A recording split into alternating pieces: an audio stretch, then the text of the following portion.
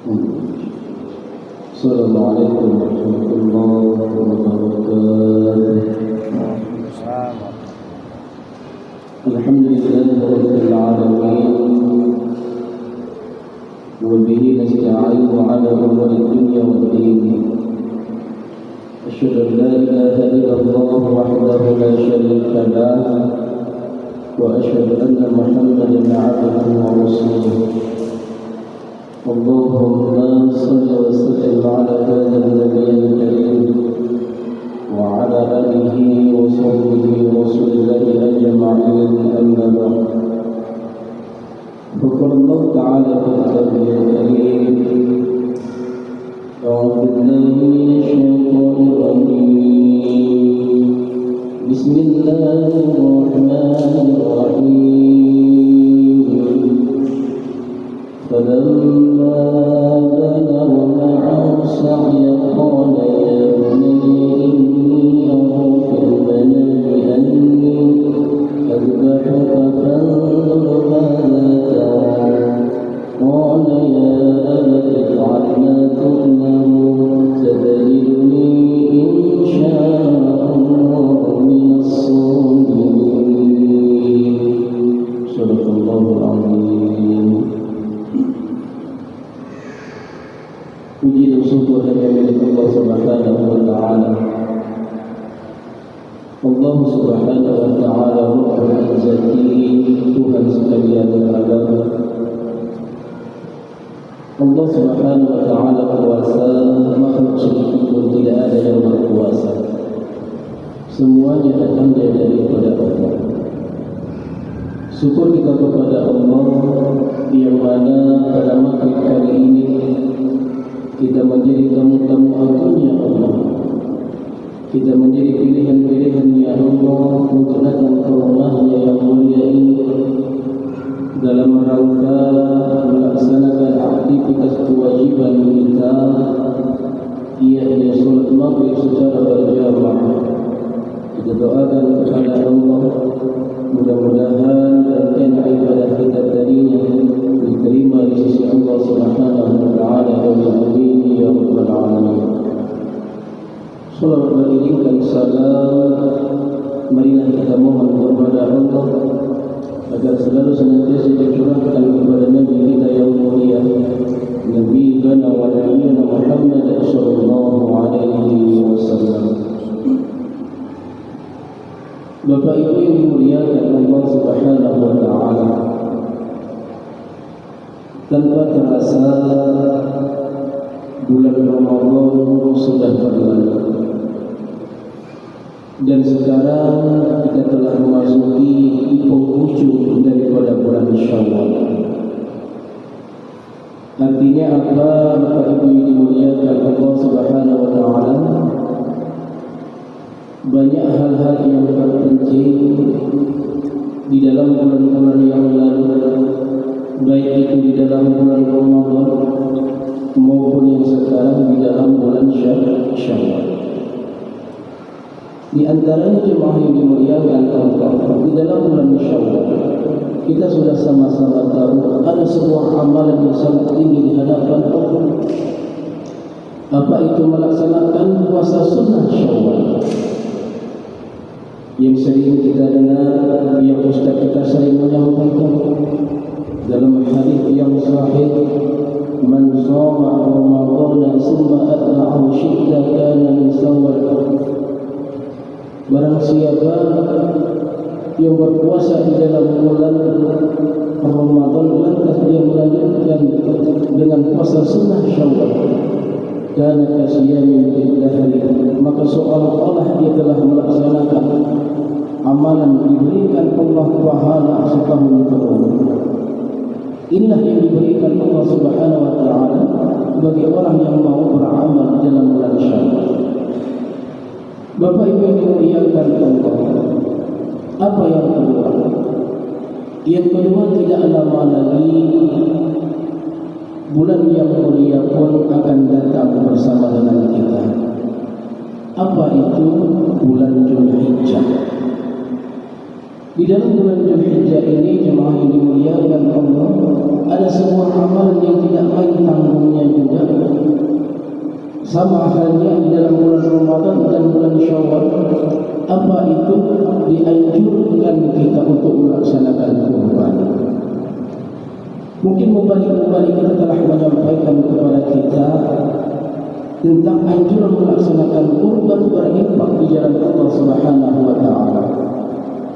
Kalau seandainya kita tidak pergi naik haji, belum diberi oleh Allah Subhanahu wa taala, ataupun belum ada uang kita untuk melaksanakan haji, mari sama-sama kita melaksanakan kurban di jalan Allah.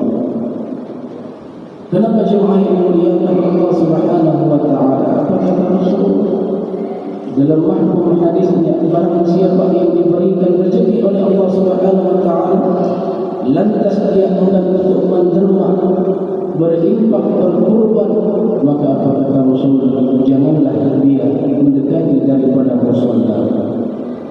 Artinya apa, Bapak Ibu yang dimuliakan Allah? Orang yang diberikan rezeki kikir, pelik, tidak mau untuk mendermakan menginfakkan harta yang dimiliki, salah satunya dengan cara berkurban, kata Rasul, janganlah dia mendekati daripada musalla.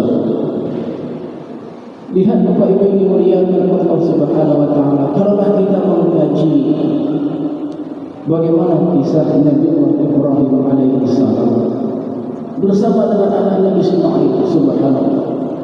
Bukan main tanggungnya jemaah yang dimuliakan Allah Subhanahu wa taala. Anak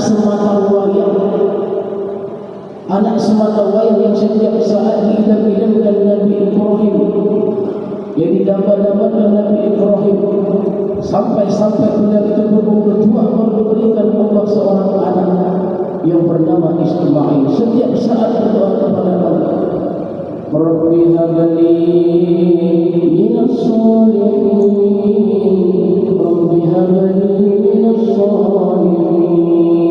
Ya Allah, ya Tuhanku, berikanlah hamba anak yang soleh, berikanlah hamba anak yang soleh.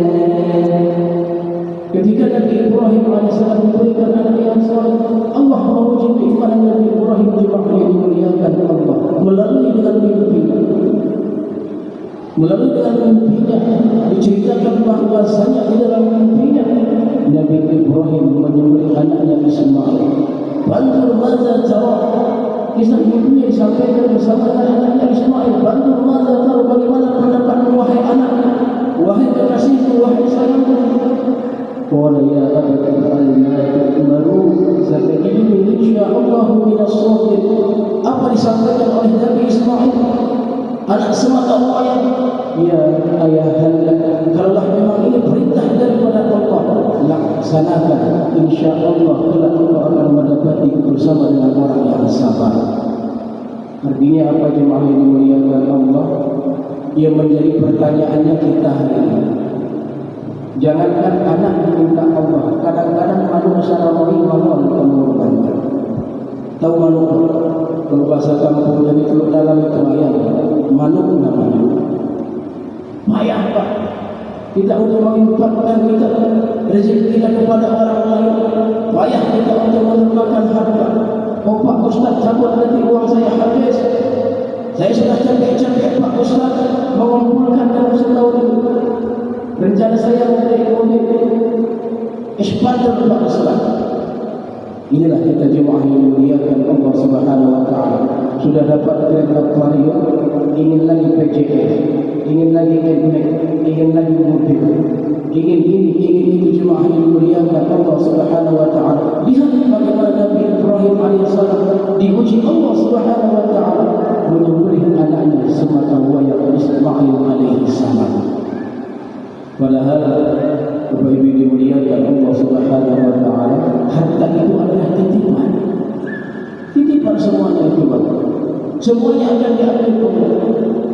Ya ayyuhalladzina amanu la tulhikum amwalukum wa la auladukum an zikrillah wa man yaf'al dzalika fa ulaika humul khasirun. Hai orang-orang yang beriman, kata Allah, janganlah anak-anak, janganlah harta-hartamu, kata Kata Allah Subhanahu wa taala, malaikat daripada langit. Kata Allah, barang siapa yang berbuat demikian, mereka itu adalah orang-orang yang berbuat. Berarti artinya Pak, orang yang diberikan harta lupa kepada Allah itu orang yang rugi. Orang yang ingin harta Allah kasih di dunia, Allah kasih, tetapi kelak nanti belum tentu Allah akan beri kepadanya. Inilah yang disebut dengan orang yang tidak bersyukur kepada Allah. Kalau kita lihat Bapak Ibu yang dimuliakan Allah Subhanahu wa taala, bagaimana orang-orang yang terdahulu sampai hari ini jemaah yang dimuliakan Allah, qurun laknatillah alaihi, hartanya Masya Allah di pundak 7 ekor unta yang begitu besar, gudang daripada emasnya.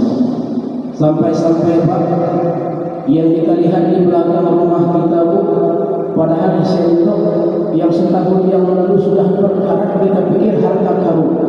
Sampai-sampai segitunya. Kenapa? Karena ingat sejarah dulu. Oh, soalnya harta karun ya. Padahal sendok setahun yang lalu berkarat. Dibilangnya lah ini harta karun. Kenapa rupanya Pak Ustaz harta karun? Orang yang kaya raya. Di zaman Nabi Musa alaihi salam, karun laknatillah alaihi, orang yang kaya, Masya Allah. Padahal lupa menurut sejarahnya, korun ini orang yang miskin. Orang yang miskin punya kambing yang sakit-sakit punya kambing, setiap hari dijaganya. Pergi dia berjumpa dengan Nabi Musa AS,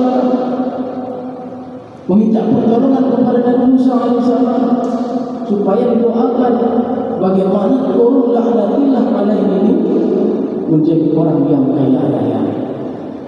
Suatu ketika jemaah ini melihatkan korun datang berjumpa dengan Nabi Musa. Tolonglah saya ini tidak punya harta, saya punya kambing yang sakit-sakit. Kenapa rupanya? Doakan kepada Allah supaya kambing saya menjadi sehat, banyak harta saya. Boleh kata Nabi Musa, tetapi engkau wajib mengeluarkan zakat. Boleh katanya. Akhirnya singkat cerita jemaah yang dimuliakan Allah, hari demi hari, bulan demi bulan, tahun demi tahun, harta korun berlipat-lipat ganda. Kambingnya pun banyak, di mana setiap sudut dosa, setiap sudut desa kota Mekah, semuanya ada kambing daripada korun laknatillah alaihi. Akhirnya singkat cerita jemaah yang dimuliakan Allah, orang yang kaya ditagihlah harta daripada korun. Apa dikatakan korun? Sudah capek-capek saya menumpuk harta saya, diminta ulang lagi kalian. Habislah dia korun. Akhirnya jemaah yang dimuliakan Allah Subhanahu wa taala, Allah tenggelamkan korun laknatillah alaihi di dasar tanah yang sifatnya keras. Kalau kita lihat jemaah yang dimuliakan Allah, tanah yang sifatnya keras yang kita injak hari ini menenggelamkan korun bersama dengan para tentaranya dan harta-hartanya. Inilah mujizat kekuasaan daripada Allah. Intinya apa jemaah yang dimuliakan Allah? Masih ada waktu untuk kita berinfak, untuk kita menyimpan harta kita, untuk berkorban di jalan Allah. Mari masih sama-sama kita, masih ada waktu. Tinggal beberapa waktu lagi, kurang lebih sebulan lagi. Kurang lebih sebulan lagi atau 2 bulan setengah lagi, kita mari sama-sama sisihkan harta untuk melaksanakan korban. Apalagi khususnya di desa air dingin, ada itu badan panitia daripada zakat korban apa? Panitia korban. Mari sama-sama kita sisihkan, kita jumpai mereka panitia-panitia ini. Kita berikan kepada mereka. Intinya apa jemaah dimuliakan Allah, apa kata Rasulullah?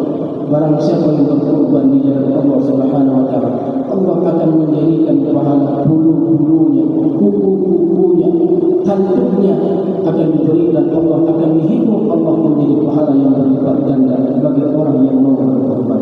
Oh Pak Ustaz, saya tak sanggup korban, tak sanggup korban, boleh 1 ekor kambing, 1 orang 1 ekor kambing boleh.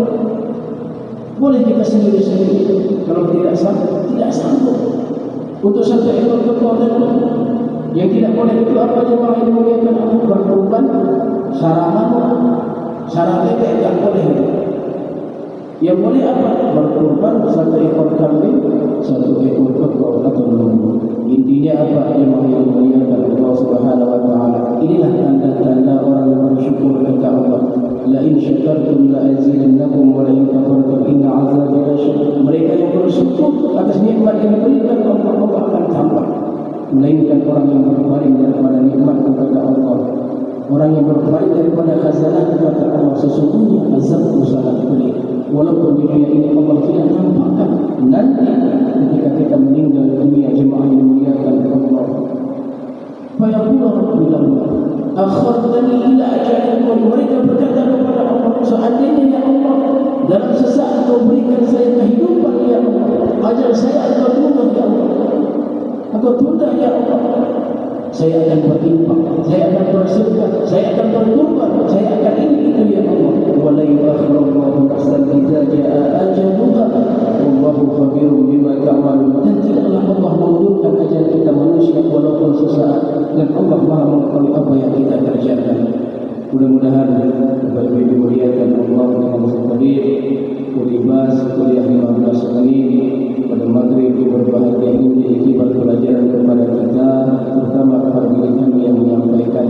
Mudah-mudahan harta yang kita miliki, rezeki yang diberikan Allah merupakan ujian tanda syukur kita kepada Allah. Mudah-mudahan tahun ini kita berdoa kepada Allah, kita dipilih Allah salah satu